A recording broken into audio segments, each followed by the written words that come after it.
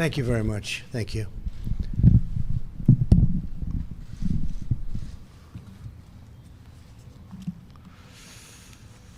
Appreciate everybody being here. Beautiful day in the Rose Garden. Tremendous distance between chairs. Social distancing. You practice it very well. We appreciate it. That's great. I want to start today by highlighting several critical developments on both the testing and treatment that will help us win our war against the coronavirus. On Friday, the FDA authorized a new test developed by Abbott Labs that delivers lightning-fast results in as little as 5 minutes. That's a whole new ballgame. I want to thank Abbott Labs for the incredible work they've done. They've been working around the clock. Normally, this approval process from the FDA would take 10 months and even longer, but we did it in 4 weeks. Abbott has stated that they will begin delivering 50,000 tests each day starting this week. And as you know, even before this development, we've been doing more tests than any other country anywhere in the world. It's one of the reasons that we have more cases than other countries, because we've been testing. It's also one of the reasons that we're just about the lowest in terms of mortality rate, because we've been doing more testing, so we have bigger numbers to look at. I want to also thank General Semonite of the Army Corps of Engineers and General Pavlovicek, who's here with us, who's going to say a few words in a little while. What the Army Corps of Engineers did, along with FEMA in New York, was incredible. They built 2,900 beds worth of hospital, an incredible hospital in the Javits Center, which I know well. And I just want to say that was unreal. They did it in less than 4 days. People have never seen anything like that. And it's an incredible, complex, top-of-the-line hospital. They did it so quickly. Everyone's trying to figure out how they did it, including me. And I was a good builder. But they did it very quickly, Mike. So we're very happy. So I want to thank Army Corps of Engineers, FEMA, the incredible job they have done. Now they're moving to other locations throughout the country where they already have people building hospitals. We're doing them in Louisiana and New Jersey, many other places. But these are incredible men and women, and they worked around the clock, and the people of New York are very happy. Governor Cuomo expressed his thanks, which we appreciate. But these are, nobody could have done a job like that. Most people have never seen anything like it. The deployment of rapid testing will vastly accelerate our ability to monitor, track, contain, and ultimately defeat the virus. We will defeat the virus. It will also allow us to test doctors, nurses, and other healthcare workers immediately and enable us to act quickly and aggressively to shut down the spread of the virus, so important in critical facilities like hospitals and nursing homes.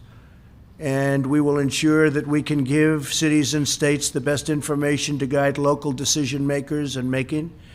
I want to point out that the hydroxychloroquine is being administered to 1,100 people in New York, along with the Z-Pak, which is azithromycin.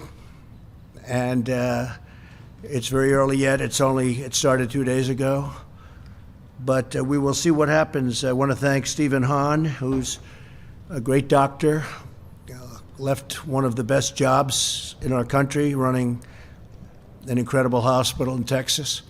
And he's the head of the FDA, and Stephen got approval for that so fast. Let's see how it works. It may not, but we may have some incredible results. We're going to know soon. So it's being tested on 1,100 people in New York. The FDA is also allowing the emergency use of a blood-related therapy called convalescent plasma as an experimental treatment for seriously ill patients. This treatment involves taking blood plasma from patients who have already recovered from the virus. So they're recovered, they're strong, something was good in them that worked.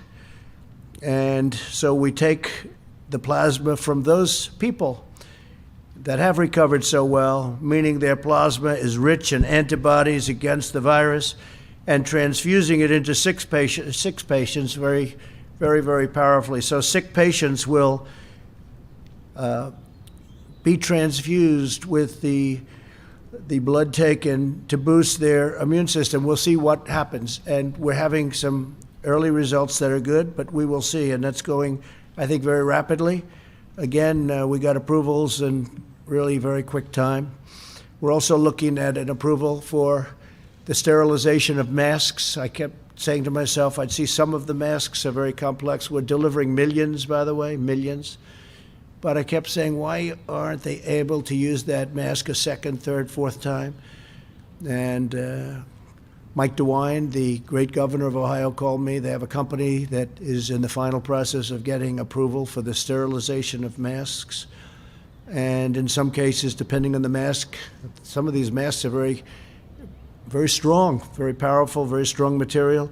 They're able to sterilize the mask up to 20 times. So that's, I guess, like getting 20 masks. And so we worked on that. As soon as I heard from Mike today, I got involved, and the FDA is now involved, and we're trying to get a fast approval for the sterilization of masks. That would be a tremendous difference. It would be really helpful. While much of the research has to be done, we have a lot of research left to do. Obviously, this treatment on plasma has shown promising results in other countries. We're in communication with other countries, and very strong communications, and they're very reliant on us in just about all cases. We have the greatest people in the world. They're very, very anxious to find out how we're doing on our different things, whether it's a cure or whether it's really anything having to do with getting people better. We have some interesting things will be announced, I think, over the next few weeks, but we'll see what happens. They're being tested right now. The vaccines are moving along very rapidly. The vaccines are an answer, but I'd like to see if we could do something therapeutically so that we could take care of the people that are already sick. And we're working on that at a level that people would be amazed. These are incredible people. They don't stop. This method also has been used for more than a century, and that's the blood-related therapy, more than a century to fight off infectious diseases. So it's not unusual. Our level of complexity has changed, but it's a concept that's been used for a long time, including during the Spanish flu epidemic. And that was really a pandemic of proportions like, frankly, nobody's seen until what we're facing now. That was in 1918. You know what the result of that was? Probably from 75 to 100 million people were killed. And also other viruses like the one in this outbreak. This is a very tough one. This is a tough one because it spread so quickly, like nothing we've seen. It spread so easily, so quickly. We're unleashing every tool in our nation's vast arsenal, economic, if you look, medical and scientific, military, homeland security is working very, very hard with all of them in order to vanquish the virus. As you know, every level of government, state, local, and federal, is working nonstop to obtain more personal protective equipment for frontline workers. We're delivering vast orders of this material. I'm going to ask a couple of the people here to join me that both make it and deliver it. Joining us today are the leaders of America's largest distributors of pharmaceuticals and medical equipment, including McKesson, Cardinal Health, Henry Schein, Owens & Minor, Medline, FedEx, and UPS. We just concluded a very productive meeting about ways to keep our supply chains and delivery systems moving at top speed. And maybe I'd like to just ask for a couple of minutes for Mike Kaufman to come up, and maybe Ed Paseka. Mike is with Cardinal, and Ed is Owen & Minor. But I appreciate, and if anybody else has anything, please come up. But if you could come up, Mike, for a second, and Ed for a second, just you could maybe say what you told me before when we had the meeting. Thank you. Thank you, Mr. President, and thanks for your leadership on this. Because of that leadership, We have really seen the government agencies working with industry like no time before. We've seen HHS, FEMA, the CDC work incredibly effectively with all of the distributors, and all of the distributors working together for the good of the people. And all of us have been so focused on making sure that we take care of our customers, because our customers are the ones that are taking care of the patients every day, and we need to do everything we can to make things good for them. And so it's been great to see how well all these government agencies have been coordinating together with us. Thank you very Thank you. much. Appreciate it. Thank you, Mr. President. Let me first start by thanking the administration for all the support you have provided to the industry. You know, one of the things we did hear the challenge, and starting in January, we've ramped up our production in the Americas, including our facility in North Carolina, where we are now manufacturing an additional 40 to 50 million masks per month to get into the U.S. healthcare system. And we talked a little bit about this in the pre-meeting. One of the issues we're struggling with is the demand increase. You know, used an anecdotal example of one hospital in New York that traditionally uses roughly 10 to 20,000 masks a week are now using 200,000 to 300,000 masks a week. So you multiply that times the entire U.S., let alone the same demand outside of the U.S. That's part of the issue we're running into, is even with a significant ramp up in supply, you know, there's still that demand that is much greater than that supply. Thank you very much. And I bring that up because when we discussed back in a room, we were in a conference room, very nice one actually, it's called the Cabinet Room. That statement was made that they've been delivering for years 10 to 20,000 masks. Okay, it's a New York hospital, it's packed all the time. How do you go from 10 to 20 to 300,000, 10 to 20,000 masks to 300,000, even though this is different? Something's going on, and you ought to look into it as reporters. Where are the masks going? Are they going out the back door? How do you go from 10,000 to 300,000? And we have that in a lot of different places. So somebody should probably look into that, because I just don't see from a practical standpoint how that's possible to go from that to that. And we have that happening in numerous places. Not to that extent. That was the highest number I've heard. That's the highest number you've seen, I would imagine, right? But this man makes them and delivers them to a lot of hospitals. He knows the system better than anybody, and I think you were more surprised than I was when you saw that number, so thank you very much. I hope I didn't get any of your clients in trouble, but it could be that they are in trouble. So they have to look at that in New York. FEMA is working with these companies to launch Project Airbridge to expedite the movement of critical supplies from other countries to the United States. The first flight arrived at JFK Airport, New York this morning, filled with 80 tons of personal protective equipment, including 130,000 N95 respirators. Those are the ones that we were talking about before. 1.8 million face masks and gowns, 10.3 million gloves, and many other things. Millions and millions of different items. FEMA has scheduled 19 additional flights and is adding more daily. We hope to have about 50 flights. We're going to have, I think, including the one that came in today, we're up at 51 flights with these massive planes from the different companies that were so nice to be here today. Would you like to say something on behalf? Please come up. Thank you.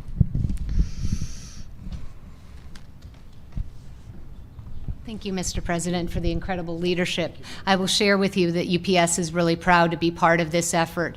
Vice President Pence and I had the opportunity to speak before, and the way we're going to win this war is with great logistics, and UPS is going to be part of that effort. We have a big brown army, 495,000 UPSers across the country that are ready to deliver. We're bringing in the supplies from anywhere around the world as fast as we can so that they can serve the communities that need them most. We're proud to be partnering with the states as well, because we know that in partnership with those states, we can deliver what is needed everywhere. So thank you, Mr. President. Thank you very much. Great Thank job you. you're doing. Please. Thank you very much.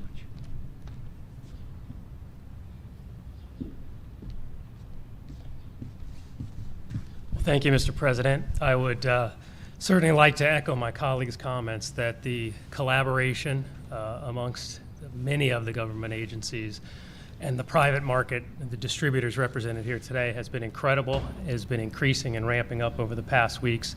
Today's first delivery of Operation Airbridge, I think, is the first evidence that it's working.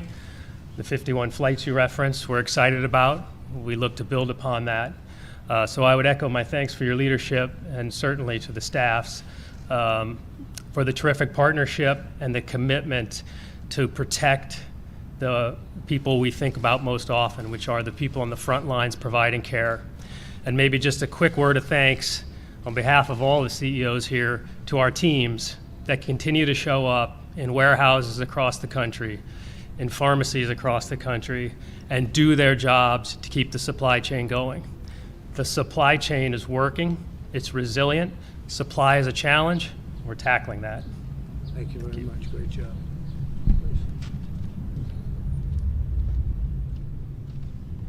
Thank you. Thank you, Mr. President, and thanks to FEMA and HHS. I think great leadership and is really working well. The demand has skyrocketed, and we're doing a lot of things to bring in more masks, more other protective apparel. We are involved in reprocessing masks, and we've already started at about 100,000 masks per day, and we hope to expand from there. So we're quite optimistic Great about job. it. Yeah. Thank you. Fantastic job. Anybody else, if you want? Yes, please. You're doing such a great job. We have to let thanks. everybody if they want. Thank you. Thank you, Mr. President. We appreciate the opportunity to work with your administration on a lot of collaborative fronts. Number one, we've all talked about PE products. That's critical, and it's not just to the hospitals. That's a must, but it's really to all healthcare providers out there working on the front line. So our commitment is there to get it to the hotspots and get it to the care providers that are taking care of those patients. It's absolutely key. Second, we talked in there about buying in America and getting resources back here and manufacturing in America. That is critical, a lesson to be learned from where we are. And lastly, we're proud that we introduced a test. We need to get some more tests out there in a rapid form. We're excited about that. We've worked with your administration very closely in the FDA, and we're very grateful for that because it's a quick, rapid antibody test that needed as well. So we're really proud to work with your administration. All going well. Thanks so much. Thank you.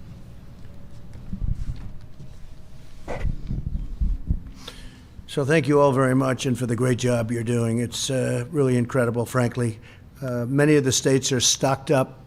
Some of them don't admit it, but they have. We have sent just so many things to them, and including ventilators. You know, there's a question as to hoarding of ventilators. Some hospitals and independent hospitals and some hospital chains, as we call them, they are holding ventilators. They don't want to let them up. We need them for certain areas where there's big problems. Can't hold them if they think there might be a problem weeks down the road. So we've delivered a lot, and this group has been really fantastic. We want to thank you. And UPS and FedEx, in particular, you've gone absolutely out of your way, so we appreciate everything you've done and delivered. The federal government continues to mobilize every resource to make sure our frontline doctors and nurses have the equipment needed to save American lives. Yesterday, I visited Naval Station Norfolk as the USNS Comfort departed for New York 3 weeks ahead of schedule, fully loaded with 12 operating rooms, 1,000 hospital beds, and hundreds of the best doctors, nurses, and medical professionals anywhere in the United States Navy, anywhere, frankly, in the United States. It was an incredible thing to see. Most of you saw that on television as it was leaving. It left literally 3 weeks early. It was under maintenance, and they got the maintenance done very quickly. They worked round the clock, as many of the people have, and it was a great sight. Additionally, two of the country's largest health insurers, Humana and Cigna, are announcing that they will waive copays, which is a big deal for anybody that understands insurance. They don't waive copays too easily, but we've asked them to do it, and they've done it. Co-insurance and deductibles for the coronavirus treatments to help ease the financial burden on American families during this pandemic. So they're waiving copays, co-insurance, and deductibles. I don't think anyone's heard of that one. Have you heard of that one before? I haven't heard. I want to thank them. Great companies. Today I spoke with Wolfgang Puck. Wolfgang Puck is a great restaurateur, as you know, as is Jean-Georges and Thomas Keller and Daniel Ballou and other leaders in the restaurant business, which has been probably one of the hardest hit industries. I've directed my staff to use any and all authority available to give restaurants, bars, clubs incentives to stay open. You're going to lose all these restaurants, and they're not going to make it back. They have to get going. So what I'm doing is I'm going to tell Secretary Mnuchin and also our great Secretary of Labor, who you know very well, to immediately start looking into the restoring of the deductibility of meals and entertainment costs for corporations. That set the restaurant business back a lot when it was done originally and then done not so long ago. And we're going to go to deductibility so that companies can send people to restaurants. I think it'll have a tremendous impact and maybe keep them open. I mean, don't forget, some are closing right now, despite the fact that they could be open in the not too distant future, and we expect that.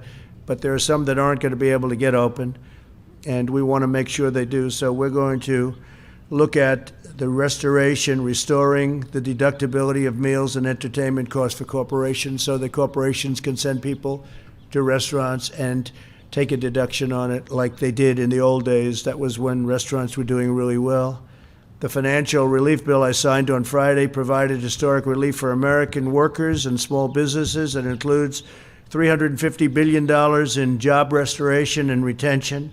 So if you look at job retention loans for small businesses, that's a big deal, with loan forgiveness available for businesses that continue paying the workers. So it's $350 billion. Job retention loans for small businesses with loan forgiveness available for businesses that continue paying workers. I mean, how about that?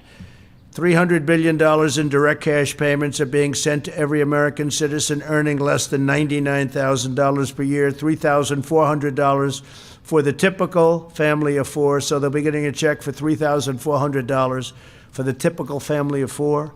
Approximately $250 billion in expanded unemployment benefits. Under this plan, the average worker who has lost his or her job will receive 100% of their salary for up to 4 full months. The bill provides for these unemployment checks to be delivered through the existing state unemployment systems, not us, state. And I was opposed to this method because many of the states have very antiquated computer systems that are 45 years old, and they're not prepared to handle this kind of distribution, this kind of money coming in so quickly. They're not set up for that, and I didn't want to do it, but our opponents wanted it.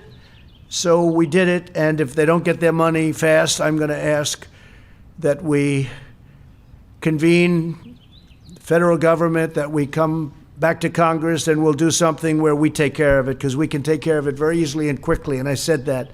But a lot of these systems are so old and so antiquated at the state level that they're going to have the money, they're going to get the money very quickly, but they're not going to be able to distribute it. So remember what I said, and we will, if we have to, call Congress back or find some other way of delivery of the money.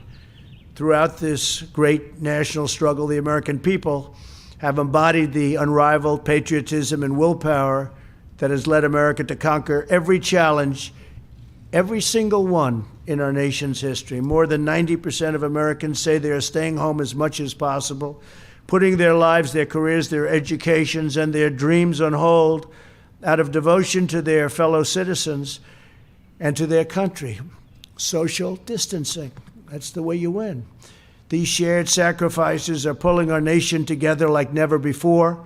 Family bonds are strengthening. Neighbors are looking after neighbors. It's incredible. I'm seeing, you're seeing, everybody's seeing what's happening. Communities are rallying for the cause, and all divisions are fading away. The Americans of every background are uniting to help our nation in this hour of need. It's up to 151 countries. So when we say our nation and the world, when you think of it, 151 countries. Somebody said to me today that wasn't in this particular world, they didn't know that we had that many countries. 151 countries, that's something. And some are struggling at a level that nobody would have believed possible. If you look at Italy, if you look at France is having big problems. Spain is having incredible problems. Something we did very well is when we stopped the inflow from China at a very early level. That was Good thing to do, great thing to do. We would have had thousands and thousands of more deaths.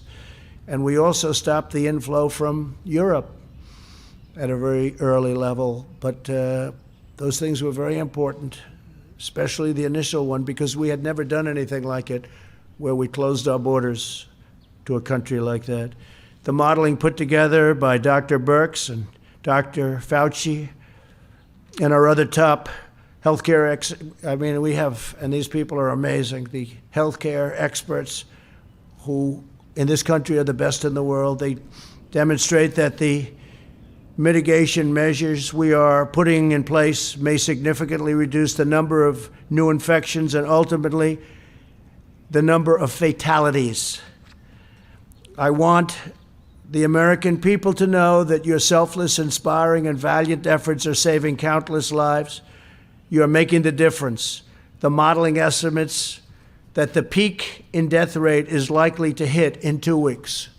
So, I'll say it again. The peak, the highest point of death rates, remember this, is likely to hit in 2 weeks. Nothing would be worse than declaring victory before the victory is won. That would be the greatest loss of all. Therefore, the next 2 weeks and during this period, it's very important that everyone strongly follow the guidelines, have to follow the guidelines that our great Vice President holds up a lot. He's holding that up a lot. He believes in it so strongly. The better you do, the faster this whole nightmare will end. Therefore, we will be extending our guidelines to April 30th to slow the spread.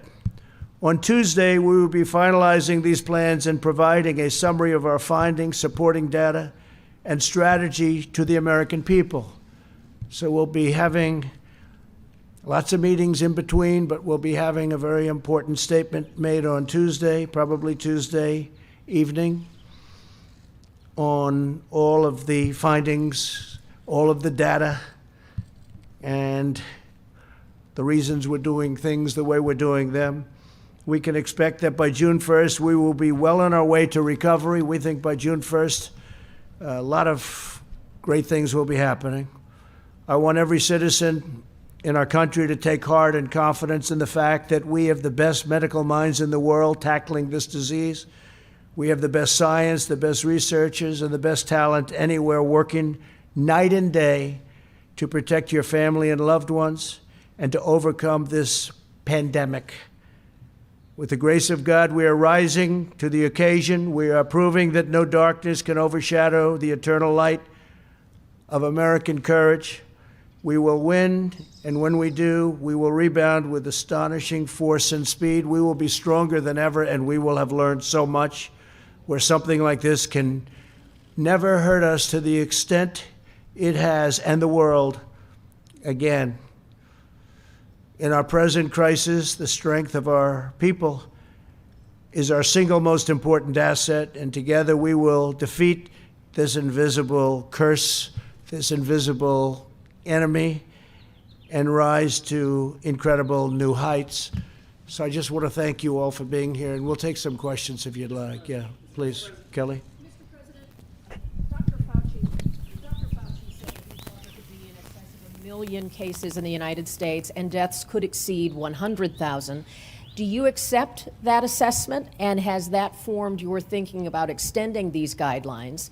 And you also talked about New York. Were you suggesting there has been inappropriate use of masks or improper conduct with supplies? No, I want the people in New York to check, Governor Cuomo, Mayor de Blasio, that when a hospital that's getting 10,000 masks goes to 300,000 masks during the same period, and that's a rapid period, I would like them to check that, because I hear stories like that all the time. You know, we're delivering millions and millions of different products, and all we do is hear that, can you get some more?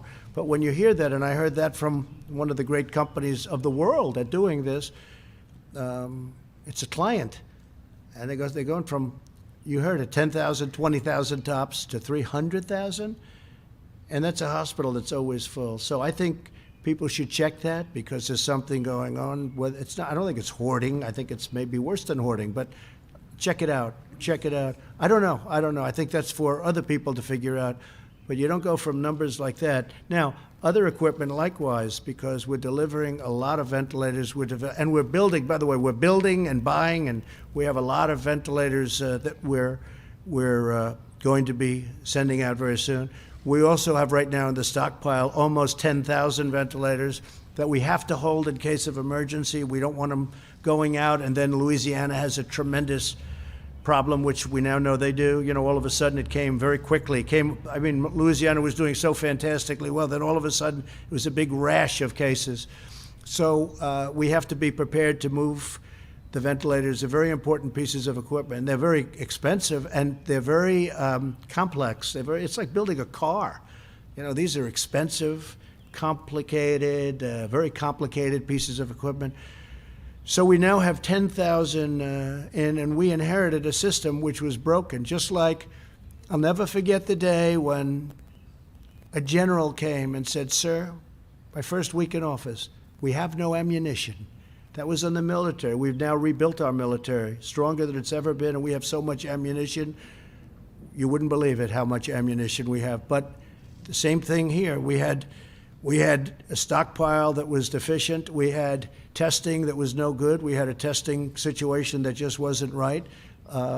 It was okay for very small cases, but it was obsolete and it was broken and it was only good for a very small situation. But what I'd like to do is I'd like to ask Dr. Fauci to come forward and discuss the number, because I think the number is going to be a very different number than the numbers that you talked about. Please, Doctor, you might talk about that. Yeah, thank you, Mr. President. Yeah, the number I gave out is, based on modeling, and I think it's entirely conceivable that if we do not mitigate to the extent that we're trying to do, that you could reach that number.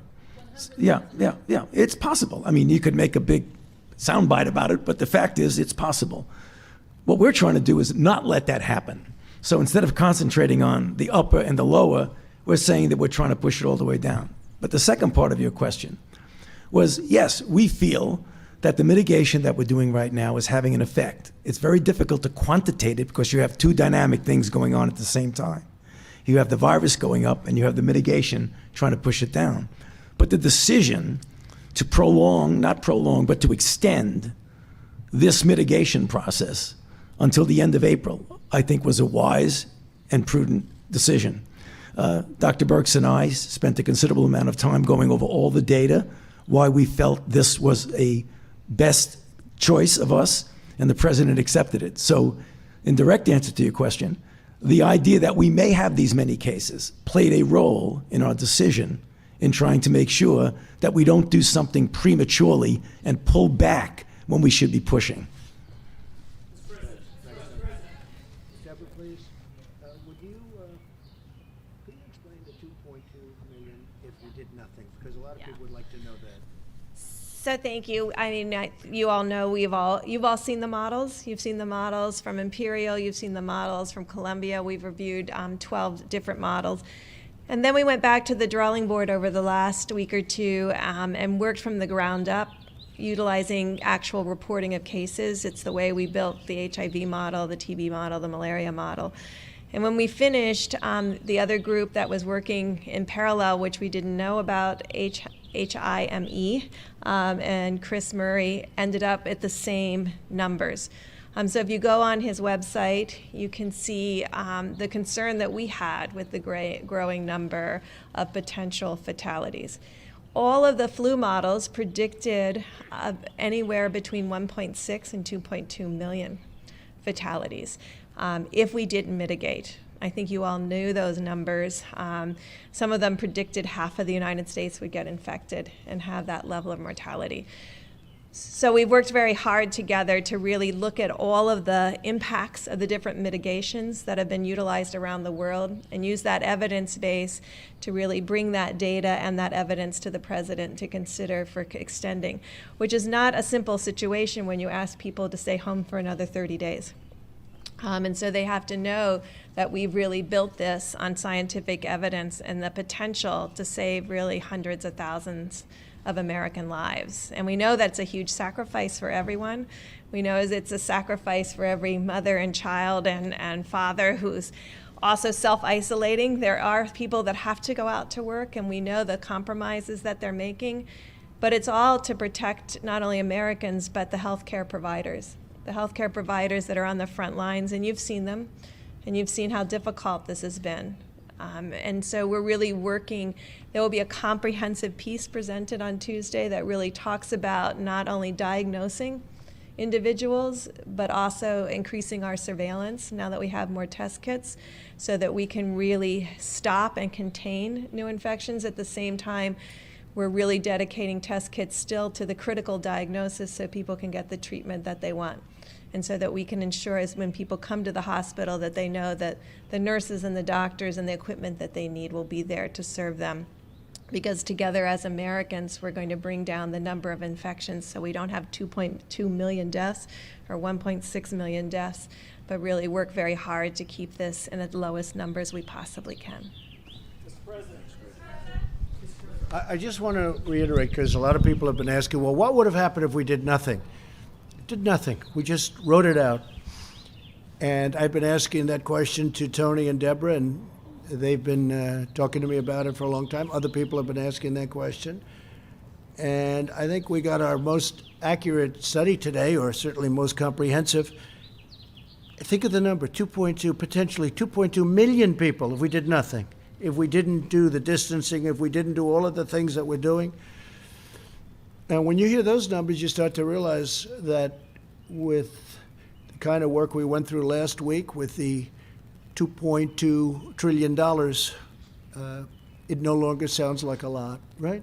So you're talking about, when I heard the number today, first time I've heard that number, because I've been asking the same question that some people have been asking, I felt even better about what we did last week with the $2.2 trillion, because you're talking about a potential of up to 2.2 billion, and some people said it could even be higher than that. So you're talking about 2.2 million deaths, 2.2 million people from this.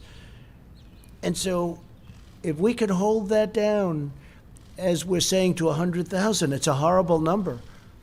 Maybe even less, but to 100,000. So we have between 100 and 200,000.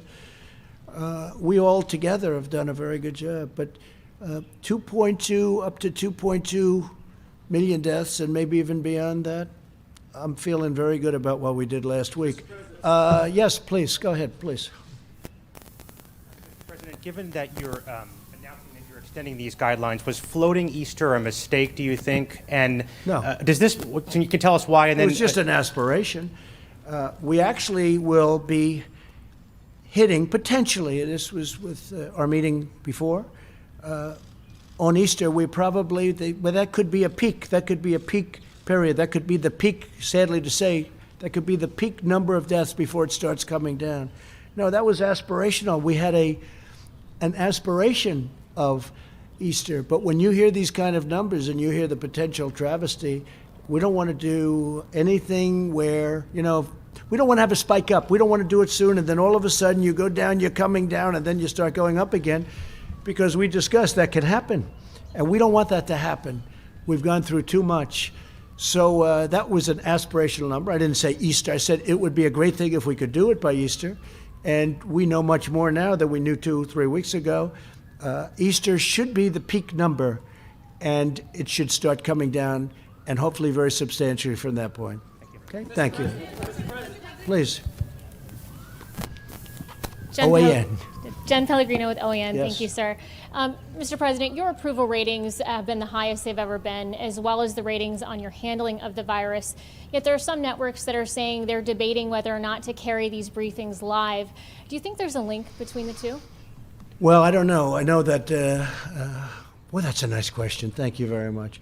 Yeah, I don't want high approval ratings for this. I wish we could have our old life back. We had the greatest economy that we've ever had, and we didn't have death. We didn't have this. We didn't have this horrible scourge, this plague, you call it whatever you want, the virus. But we're working very hard. That's all I know. You know, I see things, I see numbers. They don't matter to me. What matters to me is that we have a victory over this thing as soon as possible. When you hear that 2.2 million people could have died if we didn't go through all of this, and now the number will be, you know, a much lower number. Hopefully it's going to be the numbers that we're talking about. So I appreciate it very much. But, you know, what I want is I want our life back again. I want our country back. I want the world back. I want the world to get rid of this. This, again, 151 countries.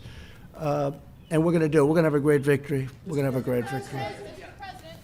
Go ahead, please. Sorry, buddy. Yeah, thanks. You mentioned it. I just want to make sure I was right. So Humana and Cigna are going to waive for all costs for anybody that's got the coronavirus. They're going to take care of everything? Well, that's what they said. I told you what they're going to take. Right. Copays in particular, that's a big deal. Insurance companies don't do that, and I appreciate it.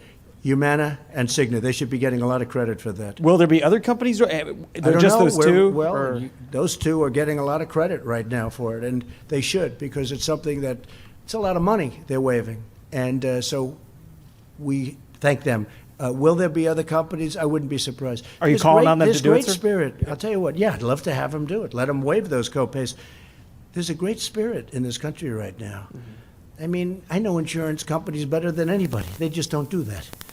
But now there's a spirit like I have not seen. I have never seen anything like it. I mean, even the media is much more fair. I wouldn't say all of it, but that's okay. They should be fair because they should want this to end. This is about death. So I want to thank Cigna and Humana. Thank you. Will the federal government be reimbursing those insurance companies, or is this something they really are just doing out of their pocketbooks? They haven't asked for reimbursement, so I assume they're not. They said they're going to waive them. Waiving them doesn't mean we're going to waive them and get reimbursed, no. Okay. And second question for you, sir. First of the month is 3 days away. I know these cash payments are coming. Treasury Secretary Mnuchin said today about 3 weeks they should get there. For people that are worried about paying rent, I know mortgages through HUD is taken care of, but I'm just curious about rent.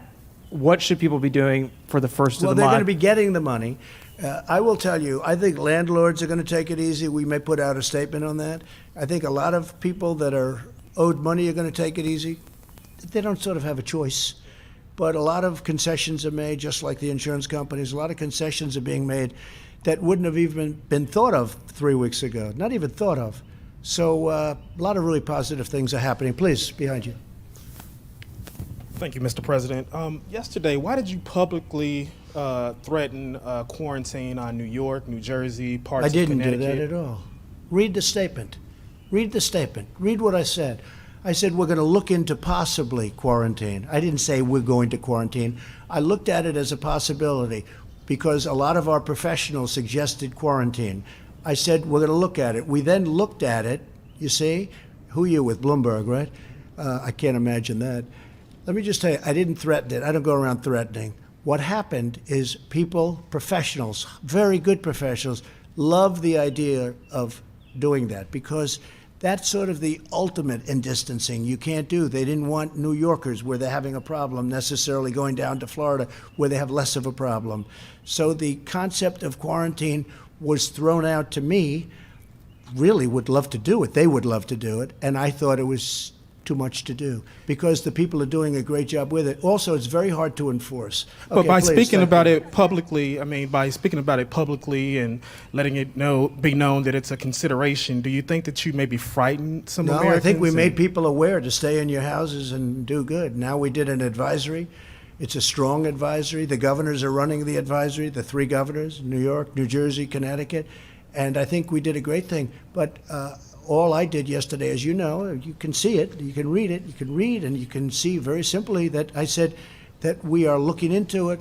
And then before the end of the evening, substantially, we decided to go with the advisory, which frankly I liked better from the beginning. Go ahead. Thank you, Mr. President. I have 2 questions. The first is, you've said repeatedly that you think that some of the equipment that governors are requesting, they don't actually need. You said New York might not need 30,000. You said it on Sean Hannity's Fox News. You said that why don't you people act? Let me ask you. You said why some don't you act in a little more positive? It's always trying to My get you. question to you Get you. And you know what? That's why nobody trusts the media anymore. My That's question why to you is, how is that going to Excuse impact? me, you didn't hear me. That's why you used to work for the Times and now you work for somebody else. Look, let me tell you something. Be nice.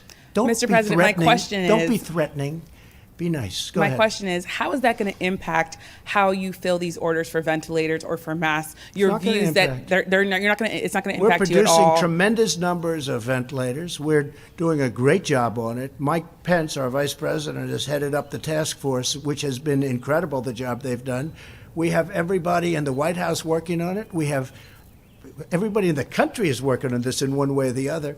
The fact is, we've done a great job of delivering. You've seen the biggest people in the business. I mean, there's nobody even close to this group of people. We had a meeting at 3 o'clock. It lasted for a long time. It was a great meeting with the generals and with everybody else, and they have done a fantastic job. I'm just saying this. If they're holding, let me give you one example. We sent thousands of generators to New York. They were put into a warehouse, a New York warehouse that happened to be located, interestingly, in Edison, New Jersey. They were given to New York, and we then went to other places, also giving thousands of ventilators. The people in New York never distributed the generators. We said, why didn't you distribute them? Now, you have to understand, they have New York people working in those warehouses. They knew they had them. So we said, why didn't you distribute them? I hope they've distributed them now, but maybe they didn't need them so badly.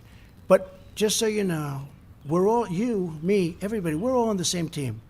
You know, when journalists get up, and you're a journalist, a fine journalist, when journalists get from up Sean Hannity. and ask questions that are so threatening. I was quoting we're all you on the directly same from your team. interview with Sean Hannity. Take a look at my interview. What I want to do is, if there is something wrong, we have to get to the bottom of it. When I hear face masks go from 10,000 to 300,000, and they constantly need more, and the biggest man in the business is like shocked. He knows all about the virus, by the way. He's not surprised by that. He knows all about it. He shouldn't be surprised. He should say, well, that's standard, because this is really a very tough disease. This is really a very tough virus to handle. Okay, Mr. please, President, go ahead. my second Mr. President, my second Go ahead. question. My That's- second that's question enough. is. Thank you very much. Mr. President, my second Please, please.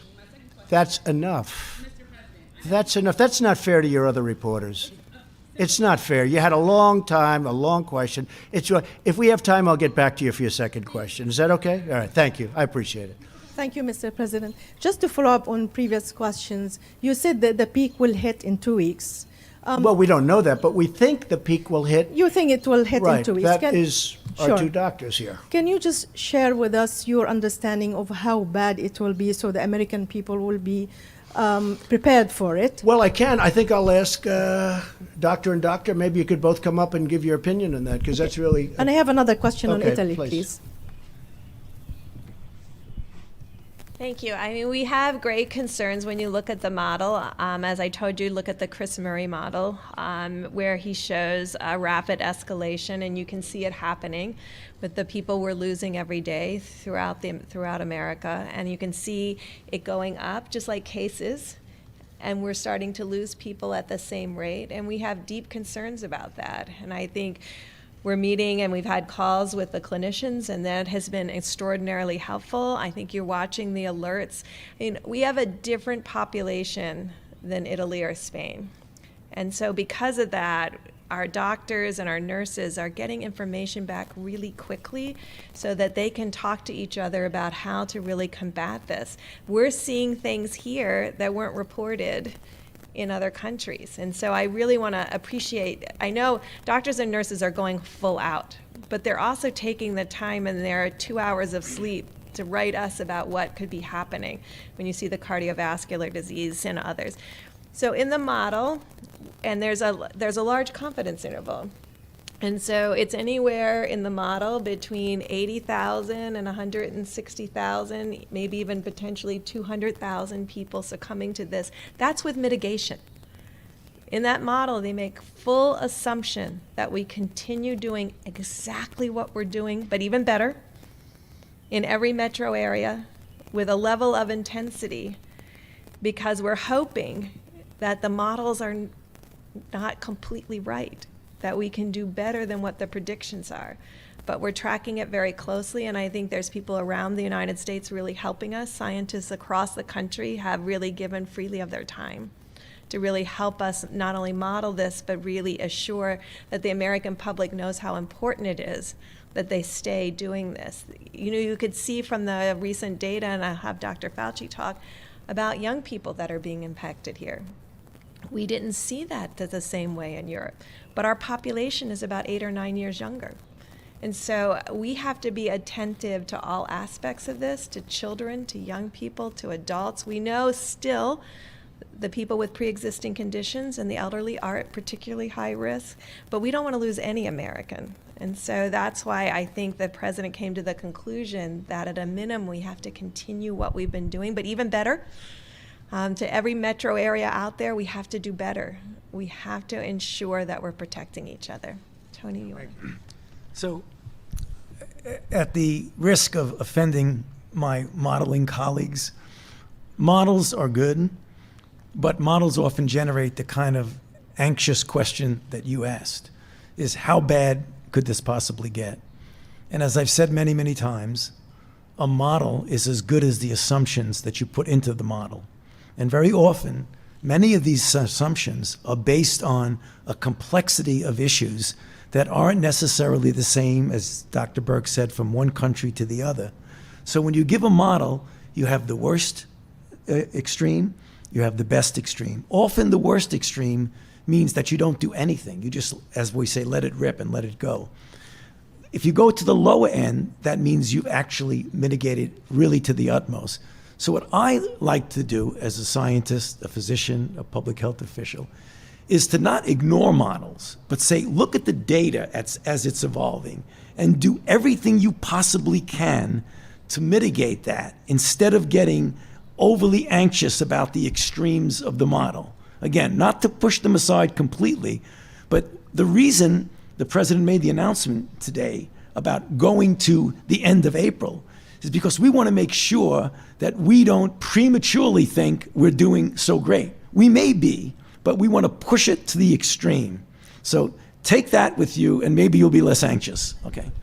President, on behalf of the foreign pool, sir, you mentioned Italy. Just to finish with, Sure. So what both were saying and what Dr. Fauci just brought up, we don't want to do well and then end a little bit early and have it start going up again, because that would be a disaster. Go ahead, please.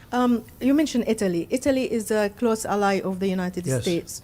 They are facing catastrophic time. Yes. They have been receiving help from countries like Russia, China, even Cuba. Cuban doctors have been sent to Italy.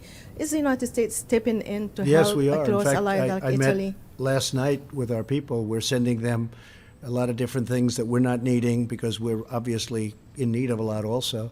And we're also helping them monetarily. We are helping Italy a lot. We're working very closely with Italy, and we're working closely with Spain too, which is really hit hard. And we're working with everybody. I spoke with Angela Merkel the other day. Germany's hit hard. Their mortality rate is different, I think, because they do more testing. But their mortality rate is much different. Italy's mortality rate is very high. So is Spain. But we're working very closely with them. Yes, we had a big meeting on it last night. Admiral Giro, would you please come up and just talk a little bit about the tremendous success that's been made on testing from where we started? Thank you. Thank you, Mr. President. So as of close of business yesterday, we have been able to perform in the United States over 894,000 tests, so highly significantly increased every single day. Those tests are performed at a number of places, in hospitals in your neighborhood, in the public health laboratories, the state public health laboratories and in our territories, as well as the large reference laboratories that are members of the American Clinical Laboratory Association. They have done over 650,000 tests, including over 840,000 just yesterday. I met with all their CEOs yesterday. They're fully committed to increasing testing to meet the requests and the demands of the President and Vice President. Couple words on the point of care test. Point of care means you stop, you get the result right there that the President and the Vice President have talked about by Abbott, approved in record time by Dr. Steve Hahn and the FDA. This is a point of care test, meaning that from the time to swab to the time you get a positive result, 5 minutes like the President said, and at most 15 minutes for a negative result. So just think of it as a 15-minute test. This is not an esoteric test. There are 18,000 of these little toaster-sized machines all over the country in doctors' offices and hospitals right now, and Abbott will be providing 50,000 or more tests per day starting on April 2nd, with the first shipments out already. This complements other point-of-care testing like the Cepheid test that we announced about a week ago. We also have moderate platforms, so it's not just about the number, it's the type. We have point-of-care. We have moderate platforms that are in hospitals and in larger clinics and academic medical centers. And then we have the very large test. You've heard Ambassador Birx talk about the Roche tests and the Roche platforms that are in some of these big reference laboratories. So it's not just about the number, but it's about painting this very complex ecosystem so that everybody who needs a test can get a test. On priorities, remember, we are still prioritizing those in most need, those who are in hospitals or in ICUs, because that test makes a difference to how they're being treated. Symptomatic first responders, healthcare workers, and as Administrator Verma will always say, those in long-term care facilities who are at high risk. One last point. I've learned more about nasal swabs than I ever thought I would want to learn in my entire life. But it was a very big thing that the FDA approved last week, and it will now be implemented this week. Instead of having a provider stick this all the way in the back of your nose, that's uncomfortable, but it also requires PPE changes every time it's done. The FDA approved, with lots of data supporting it, self-swab of your nose. So literally put a swab, certain kind of swab, foam swab in your nose, put it in a plastic bag, give it in and drop it. This not only increases the speed, but it eliminates all those changes of PPE. So we will be implementing that this week, which will increase speed, but also save our precious resources as we build them up in the stockpile and out to hospitals. Thank you, sir. Thank you, Admiral, very much. Yeah, please, go ahead. Mr. President, you mentioned that the peak could come in 2 weeks. Can you ensure that everyone that needs a ventilator, every single patient that needs one will get one? Will it get there in time? And my second question is, after invoking the Defense Production Act yesterday with GM, you said that there were a couple of problem children that may require using your authority again. What are those companies and what aren't they meeting? Well, I don't have to tell you because those companies have come into line. They're doing a great job. They're working very hard, 24 hours round the clock. So I don't want to give their names now because they've been great. They've come into line. And by the way, General Motors is doing a fantastic job. I don't think we have to worry about General Motors now. They've really done a job. And what the Admiral said also, I think we can add this, Admiral, the reason we show more cases than anybody else in the world is we're doing more testing than anybody else in the world. So we have more cases because we're doing far more testing than anybody in the world. And remember, we started with a system that was broken. For many years it was broken. And I'm not blaming the last administration. I'm saying other administrations. And our pipeline had very little in it. Just like we had no ammunition, we had very little medical. We had very little in our pipeline. Now we have ammunition, more than hopefully we'll ever need. And we also have a pipeline that's packed. And now we have those 10,000 ventilators that we can use because you need some quickly. I mean, this goes quickly from place to place. I'd love to give them all out right now, but we need them quickly. I don't want to give them out and then we have to take them back and move them someplace else. So we're very much prepared, please. Mr. President, states like Florida have reportedly had 100% of their requests for supplies from the National Strategic Stockpile filled, but other states like Massachusetts have not. So how is that assessment being made, and why has Florida gotten its request Well, fulfilled? I think you're going to find that almost all states, look, I was on the call yesterday with the governors, and they were happy with the job we're doing. And I'll tell you what, if you had a different administration, they would not have been happy. These are people that speak their mind. They were happy. It was falsely reported by a couple of people that, oh, gee, they weren't. They were happy. They were thrilled. Florida has been taken care of, and Michigan has been taken care of. Very important state. To me, it's very important because I'm so proud of what we've done bringing car companies back into Michigan. And we're now dealing with the governor, and I think, Mike, I can say that a lot of good things are happening in Michigan. Massachusetts, we're dealing with the governor very strongly, and we're trying to get things to Massachusetts as rapidly as possible. But why has Florida received 100% of its requests compared to some other states? Is there a reason? Florida, look, they're very aggressive in trying to get things, and they're doing a very good job. But I think I can say all of the governors are very committed. We're very committed. We're working together. and we're getting things out at a level that nobody's ever seen before. You can speak to FedEx, you can speak to UPS, they've never done anything like this, that what they're doing right now. And nobody in the world has been able to match what these great companies have been able to do. If we left that to government, it would have been a tough thing. We have mobilized private enterprise. We have mobilized the greatest companies in the world. And what's happening is incredible. And that includes Abbott, where Abbott comes out and all of a sudden, out of nowhere, comes up with this incredible test that simplifies everything and makes it so easy. So I think you're going to find most states are very happy. I'm dealing with the governor of Louisiana, John Bel Edwards. He's a Democrat, if that's what you're getting at. But I'm dealing with him very successfully. I think he's very happy. I think he's actually amazed at what he's been able to get. In fact, we were even forward thinking. I suggested we send additional ventilators and other things. We're building a hospital in Louisiana, very importantly. We're building hospitals in New Jersey. Governor Murphy of New Jersey is a terrific guy, and frankly, he wants, he's got a pretty hot spot right there, right next to New York. And we're doing hospitals, we're doing ventilators, we're getting a lot to Governor Murphy. That's New Jersey. May I ask? Last night I spoke to the governor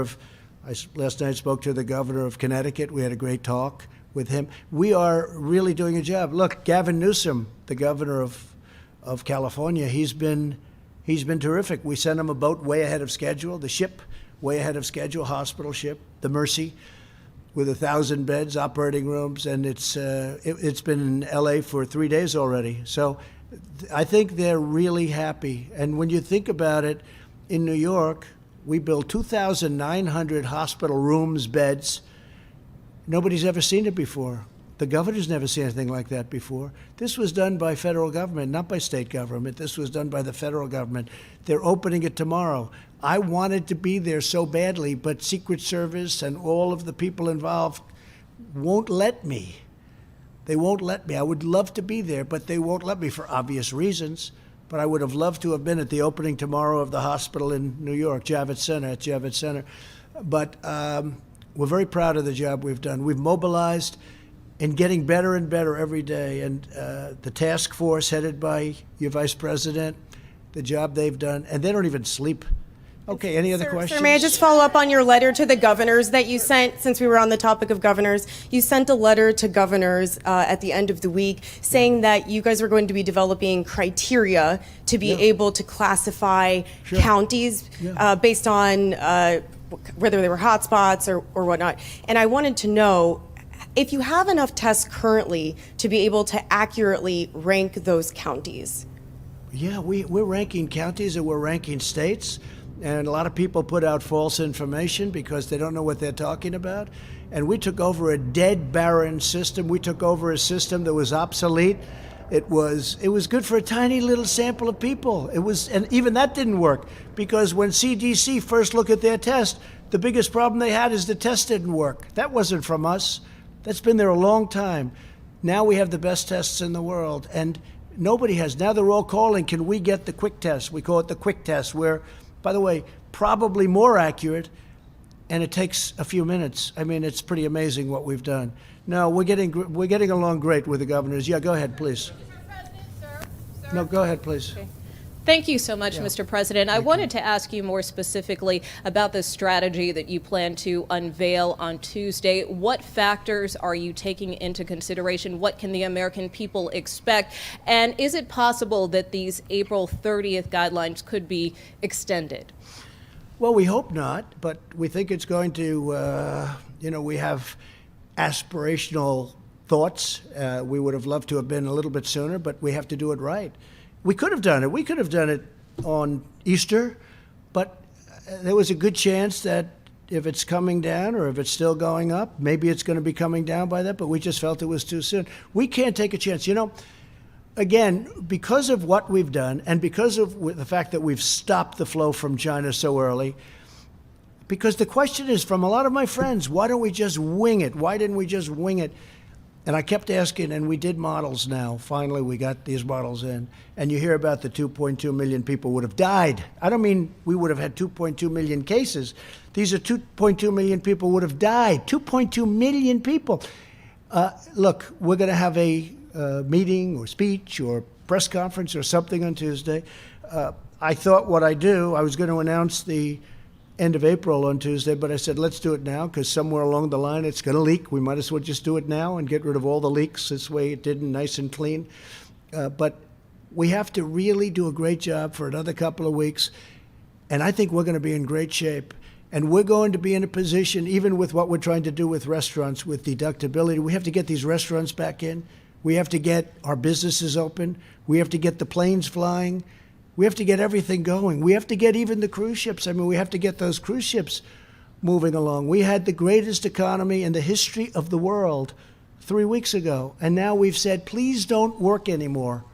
We're actually paying people not to work. Nobody's ever heard that. That's not for us. People want to work. But at the same time, and I'm so glad that Dr. Fauci and Dr. Birx gave us a number. And the number on the outside, and maybe it's not even on the outside, we don't know, is 2.2 million people would have died if we didn't do what we're doing. And now we're looking at numbers that are going to be much, much, much lower than that. And it makes everything we're doing feel much better to me. Please, go ahead. Thank you, sir. I do have a question for you, but I'd like to let my colleague Gimish finish her second question, if that's all right. Go ahead. Thanks, Jeremy. I was going to call on you next. You know that. Thank you, Mr. President.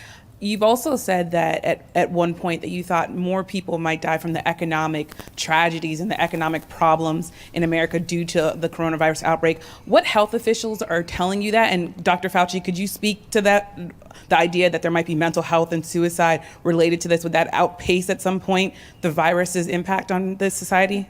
Well, I could ask Dr. Fauci to come up, but it's common sense.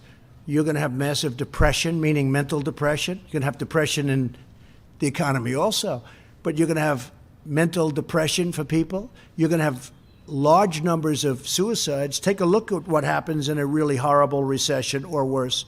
So you're going to have tremendous suicides, but you know what you're going to have more than anything else? Drug addiction.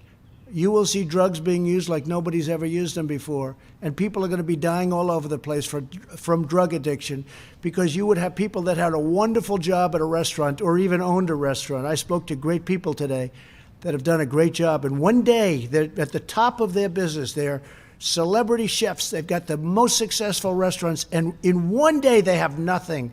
They've gotten wiped out one day from our enemy, this invisible, horrible scourge. So when you ask me that, it's so easy to figure that. I mean, massive drug use, massive depression, mental depression, massive numbers of suicide. Anxiety causes, disease, they say. A lot of people, you're going to have tremendous. And hopefully we're not going to have that, because hopefully by what we're doing, we get the best of both worlds. We don't have 2.2 million deaths. We have a number that's much less, much, much less. And at the same time, we get our country running again. Please. Thank you. Thank you, Mr. President. You were next. He was very nice in doing it, though, nevertheless. Go ahead. Thank you, sir. Which is unusual for CNN. Two quick questions. First of all, during this 30-day additional period, do you anticipate at all relaxing those restrictions by region during these additional 30 days? I don't think or so. No? It's a great question, actually. I don't think so. And I asked that the same. I said, how about Nebraska? How about Idaho? How about Iowa? And you know what? Those people are so great, the whole Midwest. I don't think they want to be in that position, actually. And probably, I was given a pretty strong look by these two people. They said, we don't like that idea. So, we're relying on them. They're the best in their profession, and they didn't like the idea. And secondly, sir, I want to ask you about some comments. And we could do it, but I don't think it would be good. Thank you, sir. I'd also like to ask you about some comments you made on Friday. You were talking about governors of different states, and you said, I want them to be appreciative. You also said, if they don't treat you right, but I didn't say don't that. call. I These are didn't say direct that. No, direct quotes, sir. Excuse me. Ready? Take a look at what I said. I want them to be appreciative of me, okay? And then you cut it off because it's fake news. You and of your administration, Listen, absolutely. Please, let me just finish. You just said it again, and the answer's a lie. I could read you your full comments, sir, let me if just that say, would be easier. Your statement and your response and your answer is a lie, because here's the story. You ready?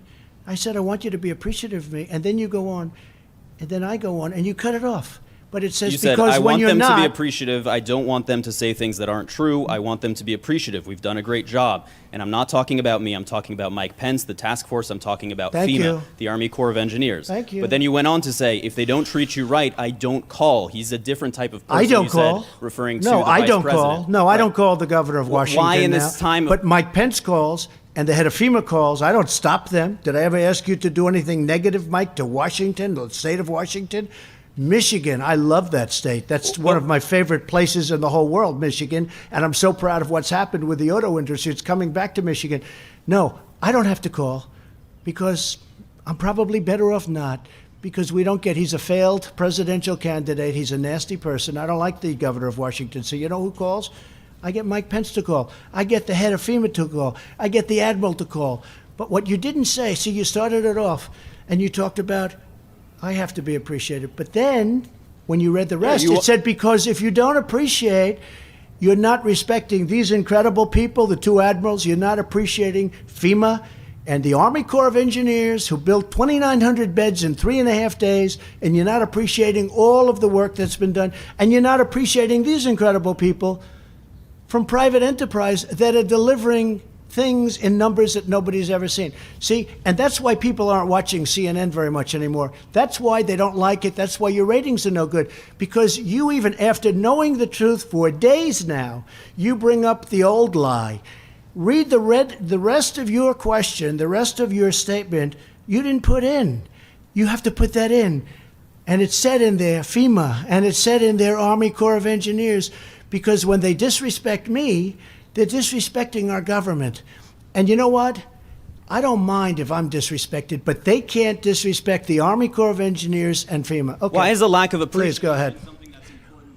I want them to appreciate the incredible job we're doing. We are doing a job the likes of which has never been done before. And there are a couple of people that know that.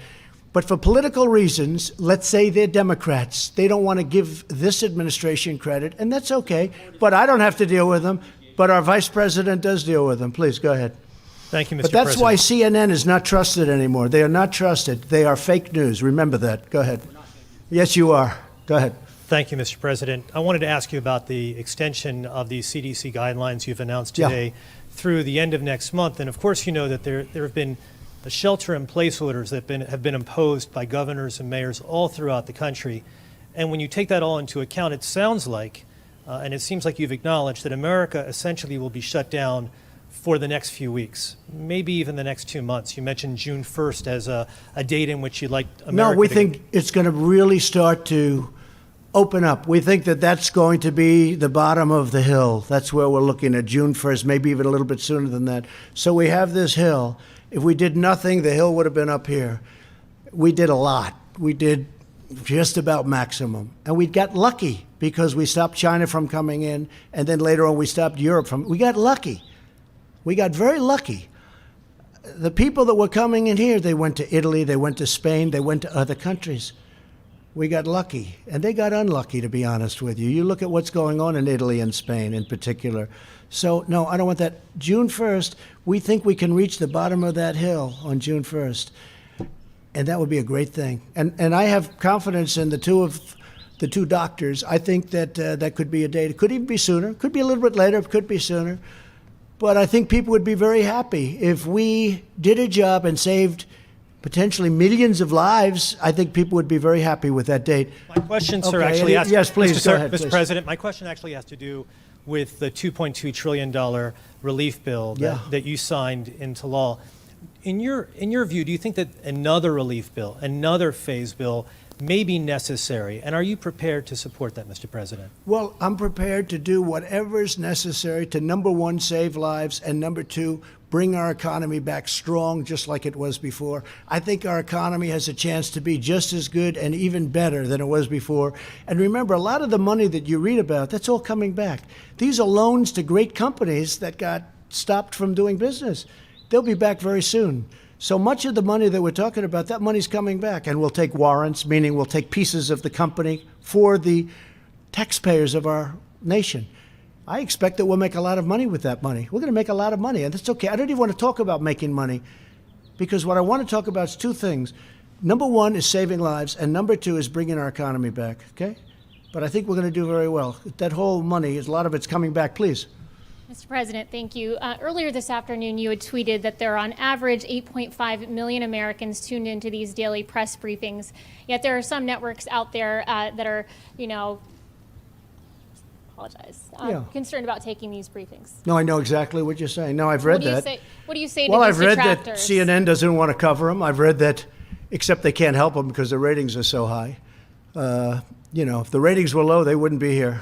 This man wouldn't be here. In 100 years, you could bet your life that he would never be here with CNN and all their cameras if they're bad, because we help their ratings. We lift up their ratings because their ratings are very low.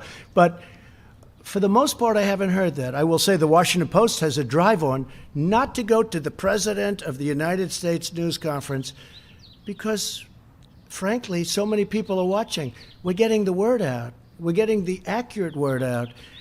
And a lot of people are happy about it, and a lot of people aren't. But they should be happy. When I have the general, when I have Seema, and when I have Tony, and when I have our incredible, these are all like people that have become big stars, okay? But they've done a great job. But Deborah has done a fantastic, all of these people, they don't want to be stars. You know what they want? They want to win. They want to win the battle against the virus. They've been fighting this stuff their whole life. Between Ebola and swine flu and I don't know, I'm not sure I'd love your life, but that's what you like, right? That's what they do. They fight disease. And you know what? There's nobody that does it better. But I think the American public, ultimately, they should be the decider.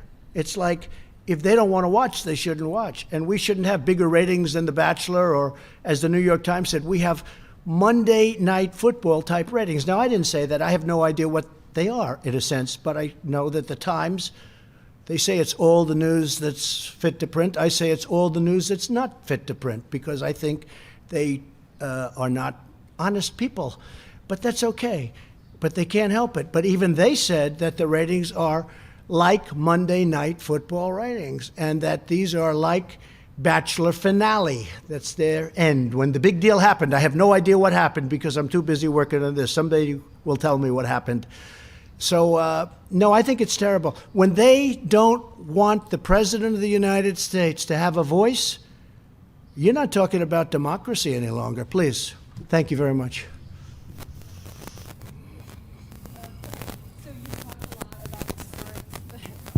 Thanks, Mr. President. You've talked a lot about concerns about leaving the economy for so long.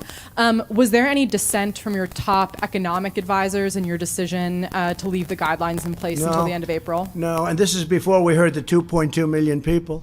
I mean, we had a lot of people who were saying maybe we shouldn't do anything, just ride it. They say ride it like a cowboy. Just ride it, ride that sucker right through. That's where the 2.2 million people come in. Would have died, maybe, but it would have been 1.6 to 2.2. And that's not acceptable. But there were a lot of people that said, I thought about it. I said, maybe we should ride it through. You know, you always hear about the flu. I talk about it all the time. We had a bad flu season. We're in the midst of a bad flu season. You know, we had a bad season last year, as an example, a bad flu season. And you'll have 35, 36, 37,000 people die, sometimes more, sometimes less. But this is different. And part of this is the unknown. And part of it also is the viciousness of it. I had a friend who went to a hospital the other day. He's a little older and he's heavy, but he's a tough person. And he went to the hospital and a day later he's in a coma. I call, how's he doing? Sir, he's in a coma, he's unconscious. He's not doing well. The speed and the viciousness, especially if it gets the right person, it's horrible. It's really horrible. Please, go ahead. Mr. President, this may be good for some of the advisors as well. We've heard some rumors that Louisiana is really going to get hit hard next because there's a possibility with Mardi Gras. Have you guys seen any data to back that up of what happened a few weeks ago and whether or not that's contributing to the spike in Louisiana? I don't think it's a rumor. I think it's a fact. And Louisiana's been hit hard. And Louisiana is an example. It started off with like nobody for so long. When I spoke to the governor. But Deborah or Tony, either of you, if you'd like to talk.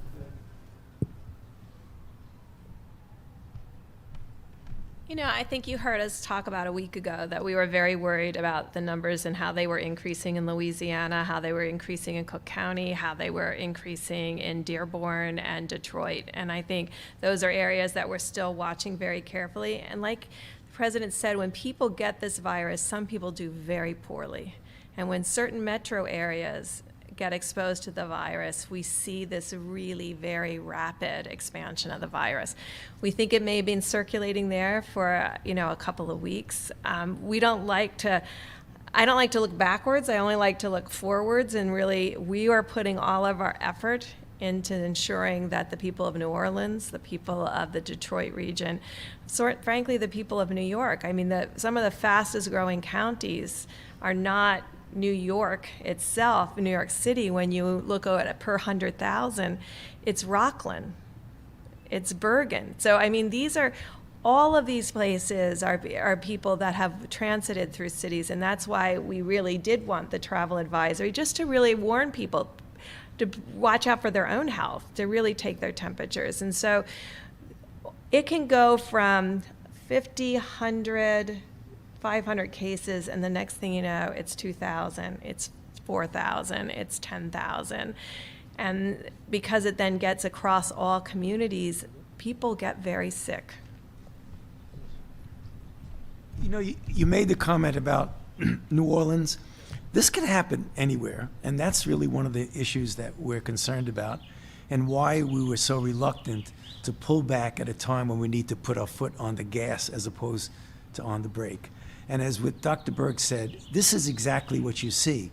There are a number of communities, cities, states, what have you out there, in which they're trickling along like that. Don't get complacent about that, because that's exactly the way the virus works. It goes like this, then like this, and then it goes up like that. That's exactly what happened in New Orleans. That's what happened in a terrible way with New York. That's what we're trying to avoid in multiple locations throughout the country. So we shouldn't take any solace when we see low levels in different states, different cities, different areas, because they're very vulnerable to an explosion. And Mr. President, last question for me, sir. Just real quick, I asked the Vice President a week ago, and I think we talked about it last week as well. You took the test that first time, I remember that, and I think you took it last week, Mr. Vice President. Have you had a chance to take it again? Does it get easier the second time around? Do you feel, how are you feeling? Yeah. I think I'm waiting for that little 45-minute test. I sort of like that, or now it's down to 5 minutes, I understand. But no, I haven't. But I think I will take it again if it's appropriate. I don't feel there's any symptoms. I don't notice. Have you noticed any sniffles? Nothing, right? So far I haven't felt that way. But there was a big, strong point made originally. I think it still holds. Take the test if you need it. If you have the symptoms. If you don't take it. That's put out by the professionals. So, I don't have it, but I would take it. I just wanted to say one thing also about what Tony had mentioned. So I grew up in Queens, New York, and right next to a place called Elmhurst, Queens. And they have a hospital that's a very good hospital, Elmhurst Hospital, right? I've known it. I've known where it is. I can tell you the color on the outside, the size of the windows. I mean, I know it very well, right? I was near my community where I lived. And I've been watching that for the last week on television. Body bags all over in hallways. I've been watching them bring in trailer trucks, freezer trucks. They're freezer trucks because they can't handle the bodies. There's so many of them. This is essentially in my community, in Queens, New York. I've seen things that I've never seen before. I mean, I've seen them, but I've seen them on television in faraway lands. I've never seen them in our country. Elmhurst Hospital, unbelievable people. I mean, when I see the trucks pull up to take out bodies, and these are trucks that are as long as the Rose Garden, and they're pulling up to take out bodies, and you look inside and you see the black body bags. You say, what's in there? It's Elmhurst Hospital. Must be supplies. It's not supplies, it's people. I've never seen anything like it. So these people are doing a fantastic job, and somebody else who's doing a fantastic job is sitting here, who is the head of the task force. And I just maybe want to finish off because I'd like to ask Mike, what do you think about what we've done, and where do you think we're going, and how do you feel also, and you've studied this so closely, how do you feel about the curve and the June 1st date, and that's aspirational, but I think that's really modified aspirational, because I think we're going to hit it, and maybe we'll even beat it. Okay, Mike, please. Thank you, Mr. President, and let me just join you in thanking the American people for the efforts that the people of this nation have made over the past 15 days, and that we know they will continue to make over the next 30. You heard the President speak today about the modeling, and on Tuesday he will share with the nation the full range of counsel of the team that he assembled now months ago at the White House Coronavirus Task Force. We'll lay out to the country what could have been, but what we're continuing to work to make a reality. But in the meantime, I think every American should have a grateful heart. First and foremost, all the incredible healthcare workers that are on the front lines at places like Elmhurst and elsewhere every single day. As Dr. Burke said, getting just a few hours of sleep and going right back into work. I mean, they are the hands and feet of American compassion. And I want to say, on behalf of your president and on behalf of a grateful nation, that we're with you. We're going to continue to work tirelessly with these outstanding leaders at FEMA to make sure that you have the protective equipment to be able to do your job safely and go home to your family. We're going to continue to work with these incredible distributors. Literally, the aircraft that landed at JFK this morning is the first of 51 aircraft that are going to be coming in from around the world, and it's all headed to support our healthcare workers and people that are on the front lines. But also, Mr. President, I want to say thank you to American businesses whose generosity is shining forth every day. The two insurance companies that you mentioned have waived co-pays and are providing full coronavirus coverage to Americans for the full treatment that people that are enduring this virus are experiencing. But American businesses like those so well represented here are stepping up every day with what the President likes to call a spirit, the likes of which we haven't seen for quite a while in this country. And it's truly inspiring. I also want to join your words about this team that you've assembled, not only the healthcare team, the extraordinary team at FEMA and HHS, but all of our partners at the state and local level and the work that they're doing. Mr. President, when you tapped me to do this 5 weeks ago, you said, I want a full partnership with our states. I want to make sure the federal government is there working with our governors and all the local health officials, and to all of you who are managing your states, to all of you that are implementing those healthcare policies on the local level, you have our admiration and our commitment to continue to be with you. And I think what the President laid out today, while it is, I'm sure, for many Americans that were hoping we would be with this sooner, there may be a modest sense of frustration and disappointment. But what I hear, speaking to these healthcare experts, is that there is light at the end of the tunnel. And that as the American people continue to put into practice the President's coronavirus guidelines for America, as each one of us continues to do our part, social distancing, avoiding groups of more than 10, using a drive-through at local restaurants, avoiding unnecessary travel, as every American continues to listen to your state and local leaders, to heed that domestic travel advisory that the CDC issued on Saturday night. We're going to hasten the day that we get to the other side of this, as the President said, and that we truly do believe that while there are challenges in the weeks ahead, there is hope that as every American continues to put these guidelines into practice, as every single one of us continues to do our part, that we'll get through this. I mean, when the American people know how tall the hill is, Mr. President, we've never failed to get over it, and then some. And I think with your leadership, with this extraordinary team that you've assembled, with the great leadership that we have at state and local levels, the partnership with American businesses, and the can-do spirit of the American people, we'll get through this, and we'll get through this together. Thank you. Thank you, Mike. Thank you very much, Mike. So I just want to end by saying that we're all in this together, all of us. I have never seen anything like it.